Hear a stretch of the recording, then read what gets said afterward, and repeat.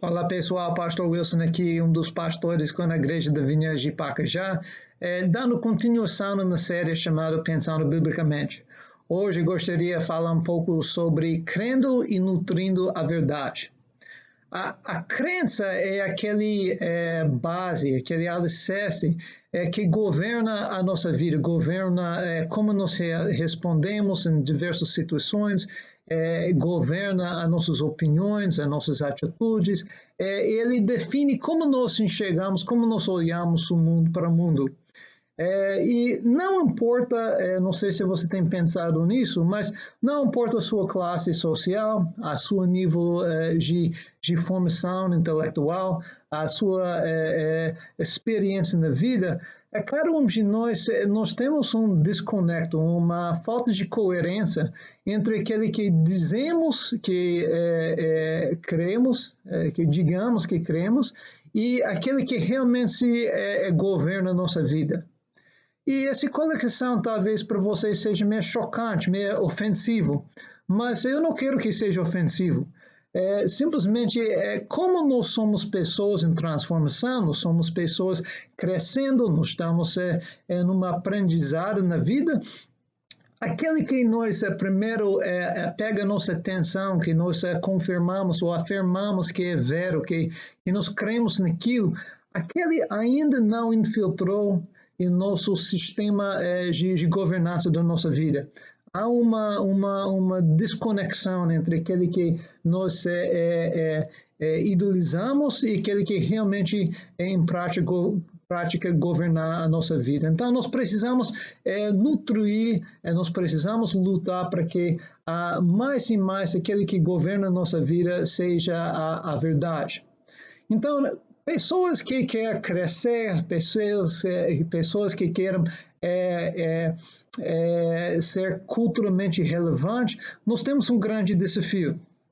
Se você é um cristão e você quer ser uma pessoa relevante, prática, você acredita que sua religião, o seu Deus é um Deus ativo e relevante, você colocando sua fé em prática, você tem alguns desafios. E aqui eu tenho um desenho que dá uma ilustração desse equilíbrio que nós precisamos manter. E ele é o seguinte, a pessoa quer equilibrar crescimento sem alterar o nosso cristianismo puro e simples. Queremos respeitar a ciência, não fecha nossa mente para a ciência que é confirmado, mas também nós não queremos abrir a nossa mente para ideologias que são humanistas, que são ateu, que estão não alinham com a palavra de Deus. Nós queremos confiar no Senhor, confiar na liderança dele, no fato que ele está no controle de todas as circunstâncias, que são além do nosso alcance, além do nosso domínio. Deus está no controle. No mesmo tempo, a gente não quer se enfiar nossa cabeça no chão e faz com que não tem problema nenhuma, que faz com que eu não tenha condições nenhuma para impactar a realidade da vida, impactar as coisas no meu redor. Nós queremos ser pessoas que aceitam a profecia, mas também nós não queremos aceitar qualquer coisa, nós queremos testar. Então, esse desafio de levar a nossa vida uma forma equilibrada, crescendo e não abrindo mão da verdade, é um desafio, um processo, uma aprendizado. Então, eu gostaria de falar sobre algumas áreas, os três em particular, que trata a nossa crença, que governa a nossa vida. A primeira área se chama hipocrisia. É uma palavra que é meio feia, né? Meio pesada, hipocrisia.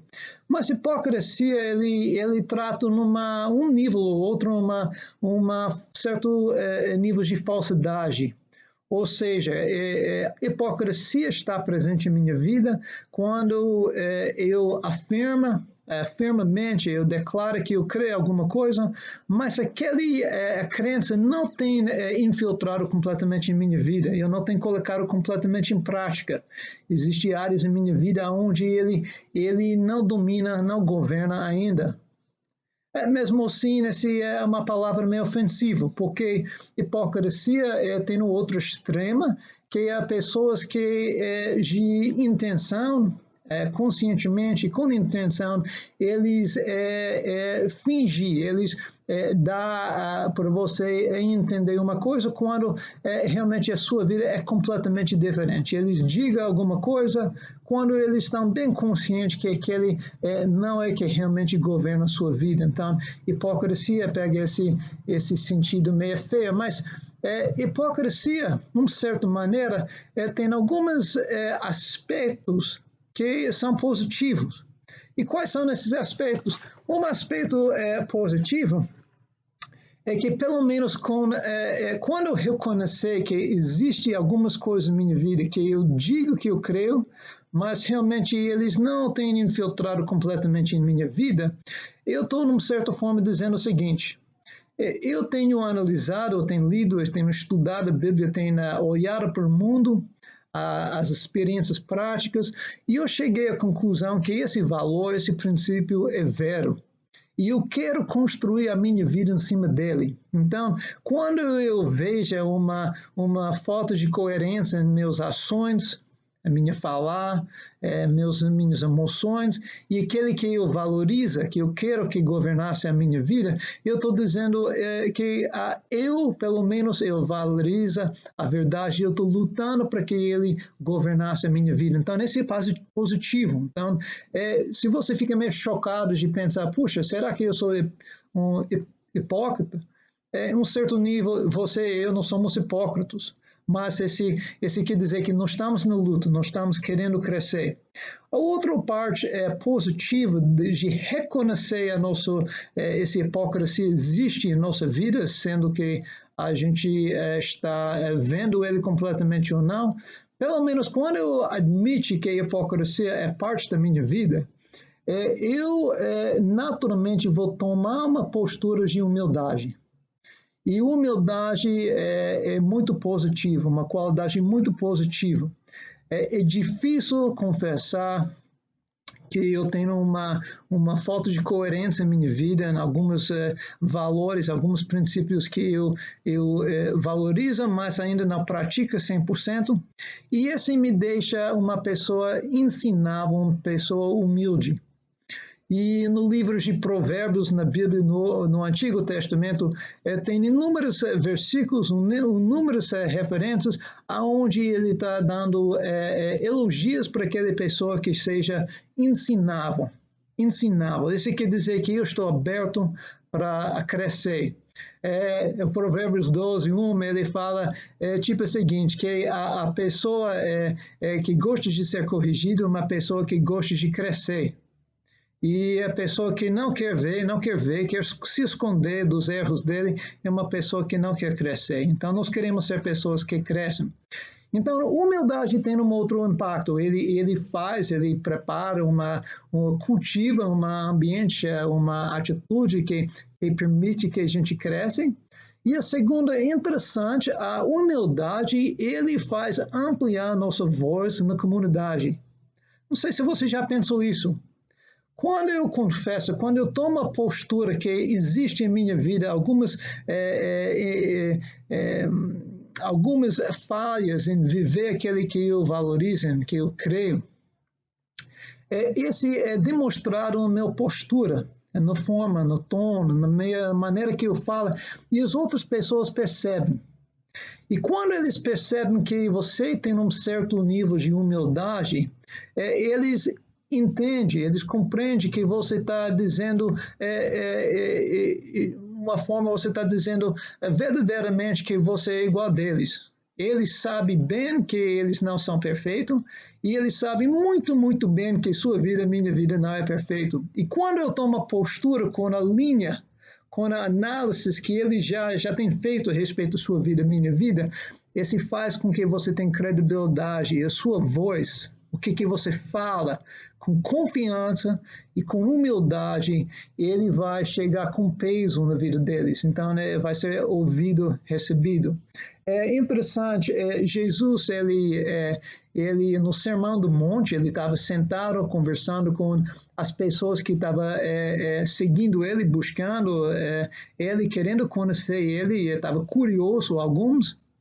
E no meio desse povo, ele não estava falando principalmente para os líderes religiosos, mas é nesse contexto, no Sermão do Monte, capítulo 7 de Mateus, Jesus, no meio da pregação dele, ele fala algo muito interessante que é relevante à sua vida e minha vida. Aqui, Mateus 7, 3 a 5 diz o seguinte: por que vocês reparam no cisco que está no olho do seu irmão, e não se dá conta da viga que está no seu próprio olho? Como você pode dizer ao seu irmão, deixe-me tirar o cisco do seu olho, quando há viga no seu? Hipócrita, tira primeiro a viga do seu olho, e então você verá claramente para tirar o cisco que está no olho do seu irmão. É muito interessante. Jesus, eu acredito que ele falou isso com uma certa mansidão. Eu não vejo no tom dessa escritura uma dureza, mas ele fala assim algo muito profundo, mas no mesmo tempo ele fala algo que não é para nós ficar desanimado. Olha aqui que ele fala. Ele fala, olha, para que você possa ajudar seu irmão, primeiro tira a viga que está no seu olho. Então ele está dizendo, você tem algo para oferecer para o teu irmão. Ele tem um cisco mesmo no olho dele e ele precisa de uma ajuda. E você tem a capacidade, você está preparado, você tem a sabedoria, a perspectiva para poder ajudar ele, mas não em sua empolgação de ajudar ele, não desvia, não fuge, faz com que você não tenha um erro na sua vida. Ele está dizendo, toma uma humildade, uma atitude de humildade, analisa a sua vida, vê se você tem algo, porque provavelmente você tem uma viga, algo muito visível para as outras pessoas, e lutar para trabalhar aquela área da sua vida. Enquanto isso, não deixa de ajudar as outras pessoas. Você tem algo para oferecer. Então, tudo isso é para dizer, meu irmão, nós estamos procurando crescer em Cristo, nós estamos procurando ser transformados. Então, eu não gosto de observar erros na minha vida. Eu acredito que você não gosta também, mas é realidade que nós precisamos encarar esses erros, nós precisamos reconhecer que eles existem, mesmo que eu estou cego, não estou vendo eles, para que nós podemos mais e mais nutrir da alimentação para aqueles crenças, aqueles princípios que nos mantêm como princípios valorosos, princípios de Deus, que nós desejamos que governasse a nossa vida. Nós precisamos olhar para nós mesmos. Então, a hipocrisia, nós precisamos reconhecer a nossa própria hipocrisia para que nós possamos ter uma voz para falar na vida dos outros e para que nós possamos crescer. Amém? Então, essa é uma área de hipocrisia. É interessante, as pessoas que Jesus tratava com mais dureza, os líderes espirituais, que eles tinham uma hipocrisia, que Jesus tratou com uma certa dureza, eu entendo que Jesus não tomou a postura dura com esses líderes simplesmente por fato de ter uma sinal de hipocrisia em sua vida. Porque ele tratou com mansidão outros pecadores, com pecados muito graves. Mas eu acredito que o dureza de Jesus com esses líderes religiosos era que eles tomaram uma atitude como eles tivessem nenhum problema na sua vida. Eles tomaram uma atitude de orgulho, de arrogância, querendo criticar as outras pessoas, e eles não demonstraram, no meio da hipocrisia deles, eles não demonstraram humildade. Então, o erro que eles tinham, que Jesus tratou com dureza, era a falta dessa humildade. 1 Timóteo tem uma Tem um verso que é relevante para a nossa vida também, 1 Timóteo 1:7, diz o seguinte, algumas pessoas que sem humildade, querendo ser donos da verdade, querendo dominar o povo, a igreja primitiva, eles querem ser mestres da lei de Deus, mas não entendem nem o que eles mesmos dizem, nem aquele que falam com tanta certeza. Se nós olharmos nos nossos tempos de hoje, as pessoas que gritam mais alto, que batem pé, que batem no peito, que insistem que eles estão certos, que eles pontam o dedo, que eles criticam os outros, que eles tomam uma atitude meio dura e dogmática, são as pessoas que estão querendo dominar as outras pessoas, mas eles fazem com que pessoas vai correndo em vez de procura saber a doce palavra de Deus, que é a sua vida, a minha vida, faz a diferença, que nós sejamos pessoas humildes, que falam com confiança, mas se fala com confiança, com autoridade, mas com humildade.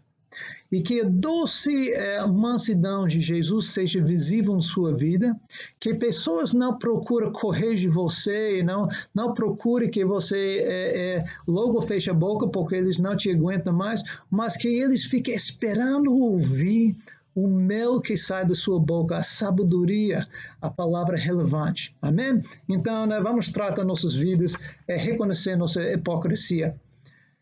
Tratando a governança da nossa vida, a crença que governa a nossa vida, a segunda área que eu gostaria de tratar, falar um pouco, é sincretismo. Sincretismo é basicamente uma mistura, a processo ou atos de misturar ou ideologias, filosofias, seja política, seja social, seja religioso, mas pega um pensamento, um sistema de ideologias, de ideias e mistura com outros e nessa mistura a ideia ou a princípio, a ideologia, a religião que iniciou se torna outra coisa. E esse acontece com grande frequência, é muito sutil às vezes como acontece. A mistura pode ser aparentemente um detalhe meio sutil, mas no fim, a função daquele mudança na nossa ideologia, nosso pensamento, nossa crença, realmente no fim ele tem um impacto muito grande e pode nos desviar longe da nossa crença puro e simples, do nosso cristianismo puro e simples. Então, essa é uma realidade. Eu gostaria de falar de alguns exemplos de sincretismo em nossa vida, mas é um perigo real e imediato na vida do cristão. E esse tem sido um problema no Antigo Testamento. A influência das nações no redor de Israel, eles levaram eles a adorar ídolos. Na igreja primitiva sempre teve alguém para chegar e falar alguma coisa que mudava, que alterava o evangelho puro e simples que trata a fé em Jesus Cristo. Então, isso acontece em diversas formas. Só para dar alguns exemplos, uma forma que o sincretismo pode impactar a nossa vida é impactos de religiões místicas ou práticas místicas, rituais místicos, seja baseado em macumba, seja baseado em religiões ocidental, pode ser ideologias social, diversas maneiras que infiltram a nossa vida. E talvez você protesta, você diz, não, mas eu sou cristão, jamais eu vou misturar a minha fé em Deus com outras religiões, outras ideias, mas, meu irmão, aconteceu no povo do Antigo Testamento que andava com a presença de Deus tão forte, aconteceu na igreja primitiva, onde os apóstolos, eles agiram, eles andaram no mover do Espírito Santo tão poderoso, tão forte. Então, com certeza acontece na sua vida e minha vida, e nós precisamos estar atentos. O sincretismo ele pode infiltrar nossa vida de formas sutis. E isso acontece, às vezes, com algumas simpatias que nós pegamos da nossa infância, da nossa criação, simpatias ou rituais ou ações, atividades que, em uma certa forma, sutilmente, nós acabamos colocando mais fé, mais confiança naquele ritual do que no próprio Deus. Então, isso toma diversas formas. Pode ser aquele cordão no braço do bebê que nós bota para proteção do nosso filho, e nós podemos, em alguma forma, botar fé naquela prática, porque que eu botei aquele cordão, meu filho vai ser protegido, em vez de colocar a nossa fé em Deus. Então, eu não estou dizendo que não pode botar cordão, eu estou dizendo que nós precisamos analisar o motivo do nossas diversas práticas e seja atento para ver se nós temos algum tipo de simpatia. O conhecido meu, faz uns 2 anos que ele fala sobre uma pedra que botam no gancho de um peixe de laranja, no galho, para que produz. E aí ele vem falando dessa coisa que não é uma função de dar adubo para as raízes, é simplesmente por uma forma de simpatia e confiando mais naquele pedra do que no Deus que é criador da terra, né? Então, vamos tomar cuidado. Há outro sincretismo, ou outra área de sincretismo, que é um perigo muito grande para a nossa vida. De novo, só anotando alguns tipos. O humanismo. O humanismo é basicamente valor, uma noção de ideologia de crer, de confiar no possibilidade de ser humano chegar a um alto nível de bondade, de sempre estar lutando por conta de dignidade do ser humano por esse motivo, por esse fim em si.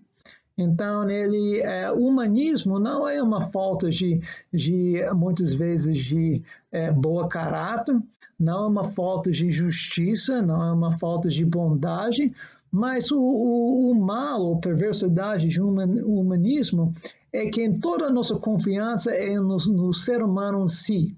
Se o ser humano for dar uma chance, ele vai desenvolver compreensão dele, nas habilidades dele, na sociedade, e o ser humano vai se tornar uma paraíso por conta de si mesmo. Então, o humanismo, o perigo é que ele retira sutilmente e aos poucos ele retira Deus também da história. Então, o nosso cristianismo, enquanto nossa cultura, nossa sociedade vai mudando, nós podemos sutilmente abraçar o humanismo uma forma que leva nós, tira nós dos princípios básicos de Deus. De novo, talvez você proteste. Não, jamais. Mas acontece, mais e mais a nossa sociedade está dando valor corretamente nos direitos humanos, que isso é correto. O ser humano é um ser criado na imagem de Deus e deve ser valorizado. Porém, o humanismo ele dá o valor em direitos humanos como fim em si, ou justiça. De qualquer preço, nós vamos lutar para justiça. Justiça do ser humano, justiça social vai resolver todos os problemas do mundo. É certo que nós lutamos por justiça social, porque Deus, de novo, ele valoriza cada indivíduo, é uma pessoa especial. Mas no humanismo, nós começamos a lutar mais para a justiça social do que os valores de Deus. Nós lutamos por esse fim em si, em vez de lutar para os valores de Deus da criação. Então, é uma mudança sutil que pega muitos cristãos moderados, muitos cristãos que estão, vamos dizer, meio esfriados, que frequentam a igreja, que dizem que adora Deus, que ama Deus, mas realmente eles não são cristãos muitas vezes ativos. Eles não são pessoas que estão ativamente cultivando o relacionamento com Deus, eles não estão ativamente pesquisando, reforçando a sua base de crenças. Então, pode ser a diversidade. Diversidade é moda. E certo, nós deveríamos abraçar a diversidade. Nós somos pessoas diversas. Deus, ele valoriza a diversidade. Ele criou um mundo com grande diversidade, faz parte do vontade, do caráter, da natureza dele. Mas nós lutamos por diversidade não como o fim em si, mas reconhecendo que é um dos valores que vem de Deus, entre outros valores. E nós procuramos manter em equilíbrio esses valores. Valorizamos tanto a diversidade como o valor, justiça de cada pessoa, como Deus, como rei e governador de todo o universo. Então, o humanismo, ele infiltra em diversas formas. É sutil. Gálatas 6, um alerta de Paulo para a igreja, um dos alertas, daqui a pouco a gente vai falar outros, mas ele é uma palavra forte sobre como é que sutilmente, e parece loucura, nós podemos trocar nossa crença no Deus verdadeiro, ou seja, nós podemos trocar alguns princípios, valores de Deus, por outras ideias. É facilmente acontecer. Gálatas 1, 6 a 8 diz o seguinte, Paulo dizendo, admiro-me de que vocês estejam abandonando tão rapidamente aquele que os chamou pela graça de Cristo para seguir um outro evangelho que na realidade não é o evangelho. O que ocorre é que algumas pessoas os estão perturbando, querendo perverter o evangelho de Cristo. Mas ainda que nós, um anjo dos céus, pregam um evangelho diferente, aquele que lhes pregamos, que seja amaldiçoado. Ou seja, está dizendo, Paulo, gente, você realmente precisa vigiar o que você crê, e você tem que considerar as raízes dessa crença, e não deixe que nenhum anjo dos céus venha me te dar um outro evangelho. Não deixe de qualquer pessoa chegar com uma conversa bonita e muda a sua ideia. Deixe-me contar, você provavelmente já sabe da história do cavalo do Troia. No literatura grego antigo, há uma história que é provavelmente uma mistura de fatos reais, nomes reais e um pouco de ficção, mas na literatura, no livro Odisseia, há relato de um encontro dos gregos com a cidade de Troia.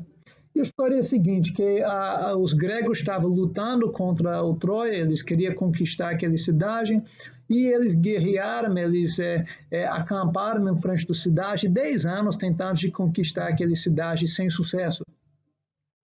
E aconteceu que eles inventaram a estratégia de conquistar essa cidade. E o que aconteceu? Eles construíram um cavalo gigantíssimo, de madeira, e aparentemente o povo de Troia não percebeu que estava sendo construído esse cavalo. E a história vai seguinte, que uma noite acontece que os gregos, eles desmancharam o acampamento todinho, tiraram as tendas, eles levaram o exército durante a cobertura da noite, eles botaram todo mundo nos navios e afastaram da vista do povo de Troia. E eles deixaram atrás só aquele cavalo gigantíssimo que eles deixaram em frente do portão da cidade. Amanheceu o povo de Troia, eles ficaram assim meio admirados que o exército que estava acampado 10 anos sumiram e eles viram só esse cavalo. E acontece que eles ficaram curiosos e alegres que os gregos tinham ido embora. Eles pegaram esse cavalo como uma troféia do conquista do guerra, e eles levaram por dentro da muralha, dentro da cidade. E a anoitecer, aconteceu que dentro daquele cavalo realmente era escondido um exército dos gregos, cavalos e guerreiros e tudo. E quando anoiteceu, esse exército que estava escondido no cavalo, eles desceram do cavalo, abriu o portão da cidade e o exército dos gregos já estava lá esperando e eles saquearam a cidade todinha. E você provavelmente tem ouvido essa história. Desde enquanto qualquer ameaça que vem disfarçado como uma coisa boa, bonita, agradável, tem sido levaram referências desse cavalo de Troia. E deixe-me falar, existem ameaças real e imediata que estão bombardeando a sua vida, as suas crenças. Vemos na televisão, vemos na sociedade, nos tendências dos ideologias políticas, social, religioso, e eles estão lutando para conquistar a nossa vida.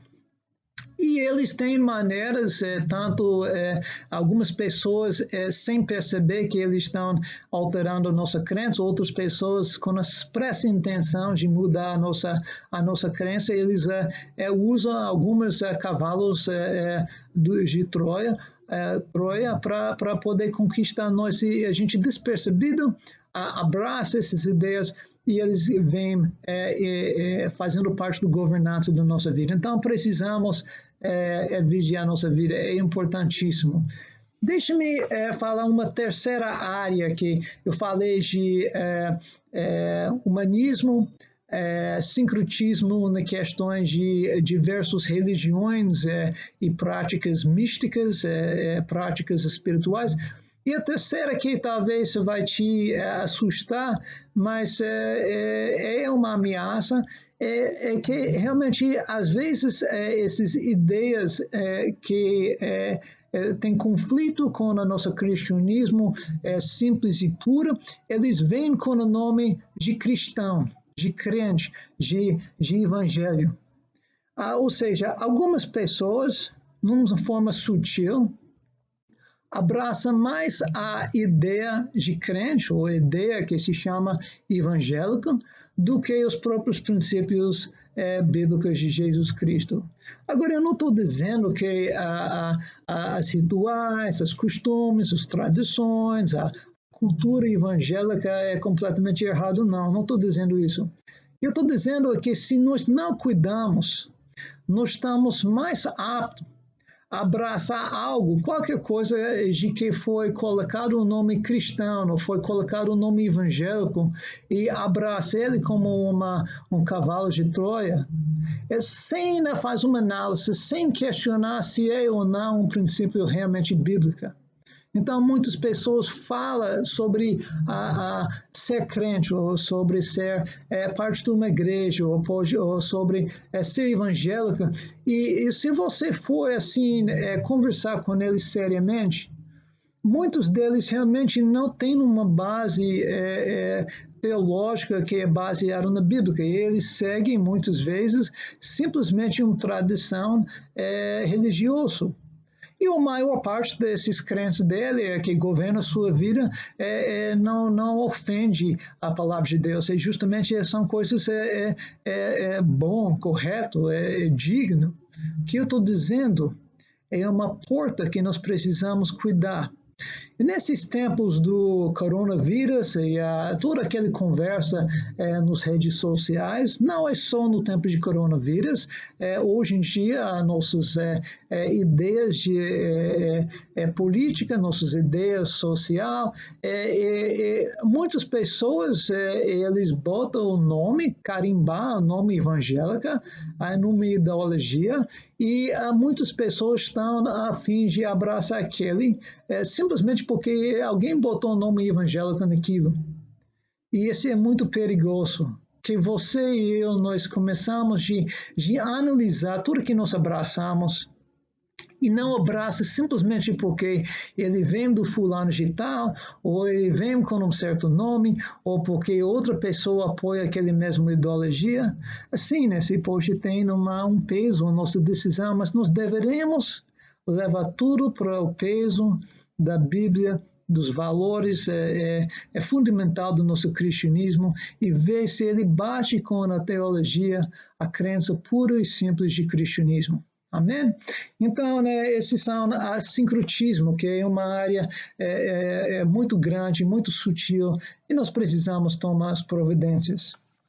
É difícil nós falar sobre nutrindo nossos crentes que são legítimos e defendendo contra os crentes que não são bíblicos, sem tratar assuntos de profecia hoje.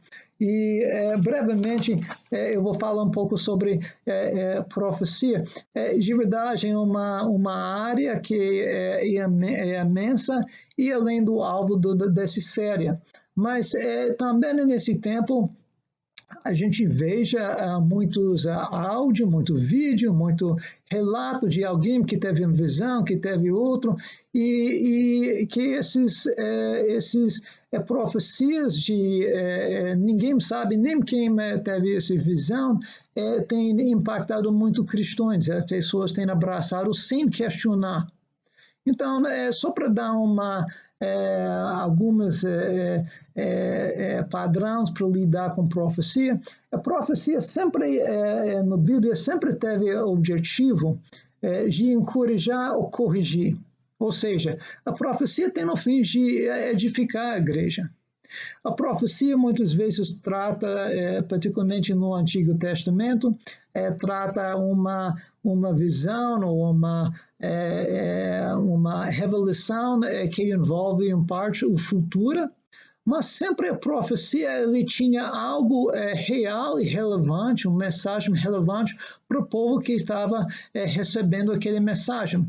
Mesmo que ele tivesse com uma mensagem futurística, aquela mensagem, aquela profecia tinha algo real, edificante para o povo que estava atualmente recebendo aquela palavra. Então, esse permanece uma padrão para nós.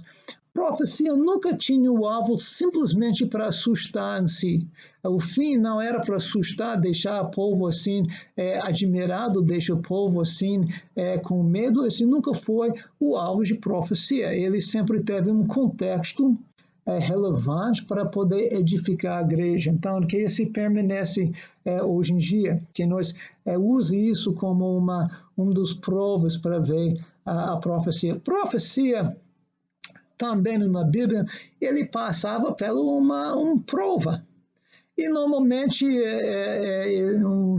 falando em termos bem básicos, geral, algumas provas eram o seguinte: o caráter do profeta em si. Como é que era a vida da pessoa? Se a mensagem dele era coerente com a vida, o caráter dele. Se era ou não era geralmente reconhecido como homem de Deus. E os profetas grandes do Antigo Testamento eram pessoas que tinham um estilo de vida, um caráter. As pessoas que levaram a vida junto com eles reconheceram eles como pessoas, homens e mulheres de Deus. Então, eles tinham um caráter. Então, esse parte. A palavra, a mensagem era coerente com a revelação de Deus anteriormente, ou seja, ele encaixava com aquele que Deus já tinha falado.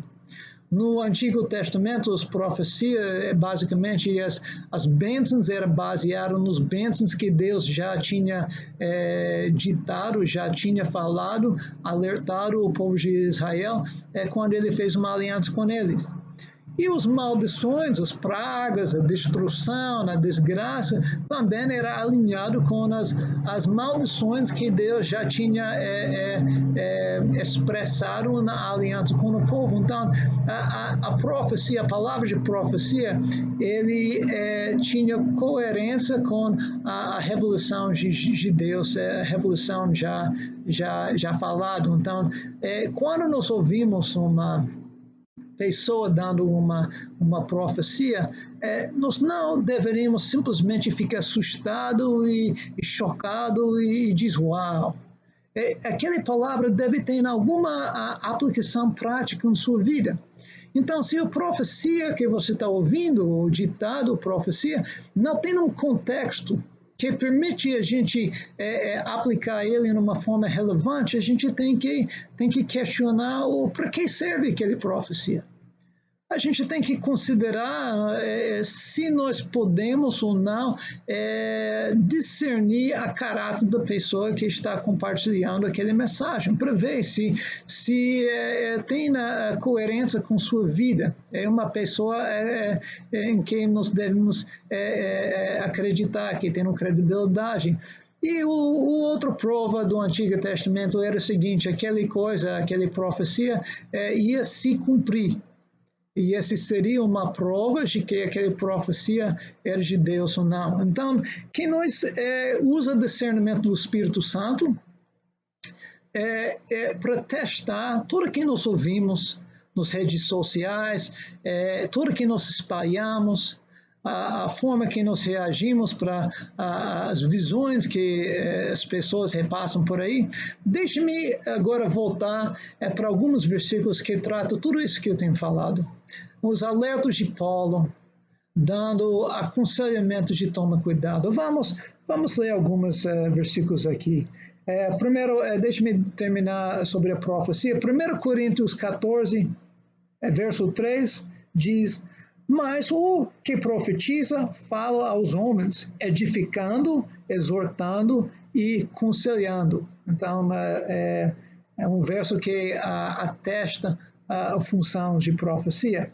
1 Tessalonicenses 5, 19 a 22 diz o seguinte: não apagam o espírito, não tratam com desprezo as profecias, mas ponham à prova todas as coisas e fiquem com o que é bom, afastam-se de toda forma de mal. 1 João 4, verso 1: amados, não creiam em qualquer espírito, mas examinem os espíritos para ver se eles procedem de Deus, porque muitos falsos profetas têm saído pelo mundo. Então, seja os versículos que apoiam essa conversa sobre profecia. Deixe-me voltar, dar para você alguns versículos que falam seriamente sobre vigiando e esses ataques sutis que lutam para conquistar a governança da nossa vida. E é muito interessante, Timóteo, 1º e 2º Timóteo, Paulo trata esse assunto bastante. O Tito também é tratado em diversos lugares. Vamos olhar em algumas aqui. 1 Timóteo 4, verso 1, diz o seguinte: o Espírito de Deus diz claramente que nos últimos tempos alguns abandonarão a fé. Eles darão atenção a espíritos enganadores e a ensinamentos que vêm de demônios. Esses ensinamentos são espalhados por pessoas hipócritas, ou seja, pessoas falsas e mentirosas, pessoas cuja consciência está morta, como se tivesse sido queimado com ferro na brasa. Eu não sei como julgar, eu não posso de verdade julgar as pessoas que vêm com algumas conversas, vêm espalhando crenças que são diferentes, que estavam longe do que o cristianismo simples e puro. Mas o que Paulo está dizendo? Algumas pessoas, eles apresentam a mensagem diferente, e a coração dele, a consciência deles é tão assim dura, tem sido tão dura como se estivesse queimado. Ele não é sensível mais ao mover do Espírito Santo. Então eles vão espalhando com grande força, com grande carisma, algumas coisas que vêm, Paulo diz, que vêm até de demônios, de espíritos malignos. Então, esse existe por aí. Então, jamais que toda a conversa vem de um demônio, mas nós precisamos saber que há um ataque espiritual real que existe. Então, toma cuidado. O outro versículo aqui é interessante, eu acho muito curioso a colocação de Paulo, porque Paulo, nessa colocação aqui de 1 Timóteo, capítulo 4, verso 7, ele está falando de um outro tipo de falso ensinamento. E basicamente ele está falando sobre simplesmente bobagem. Coisas que pessoas acabam acreditando, apoiando, colocando como uma governança da sua vida, que são simplesmente lendas, conversa louco, bobagem, não alinha no jeito nenhuma com o ensinamento bíblico. E aqui que Paulo fala, mas rejeita as fábulas profanas e de velhas caducas. Exercita-te pessoalmente na piedade. E ele fala em outra versão, mas não tenha nada a ver com as lendas pagãs e tolas. Para progredir na vida cristã, faça sempre exercícios espirituais. O Paulo fala de velhas caducas. Ele está falando de a conversa que parece que vem de pessoas que têm perdido a capacidade mental por causa da idade. Ele está falando, existem pessoas que falam todo tipo de besteira e bobagem, e eu não sei como é que eles falam com uma certa convicção ou confiança, mas pessoas, sem procurar se faz sentido ou não, se alinha com os princípios de Deus ou não, como ovelhas, eles seguem, eles aceitam esses ensinamentos, e estava acontecendo na igreja primitiva.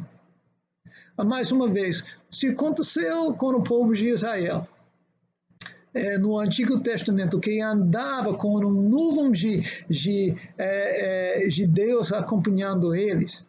E se aconteceu na igreja primitiva, onde os apóstolos eles andavam num poder tremendo do Espírito Santo, se as pessoas têm a capacidade de desviar tão facilmente do crença puro e simples e real, então é um perigo em sua vida e minha vida. Então, essa palavra não é para nos assustar, é para dizer, o Espírito Santo está disposto para nos proteger, de ajuda a nós crescer, e se nós praticamos uma disciplina, se nós tomamos responsabilidade para a nossa vida, nós vamos evitar cair nesses desvios, esses perigos, e nossa vida vai crescer. A sua vida vai ser uma luz para as pessoas no seu redor. Você vai ser uma pessoa mais e mais enriquecida com o conhecimento e compreensão da palavra de Deus. Então, isso é aí que Deus quer para nós. Deixe-me orar com você. Papai, obrigado pela sua palavra. Deus, obrigado que você invadiu o mundo, que você veio, Deus, para se revelar, que você vem, Deus, nos ensinando, corrigindo, guiando, papai. Deus, que a sua verdade domina nossas mentes, Pai. Eu oro, Pai, pelo cada um dos nossos amigos, cada um que está participando nessa palavra, Deus, que você, Deus, ilumina nossas mentes, nos dá coragem de seguir firmemente os seus princípios, e Deus nos dá discernimento, Pai.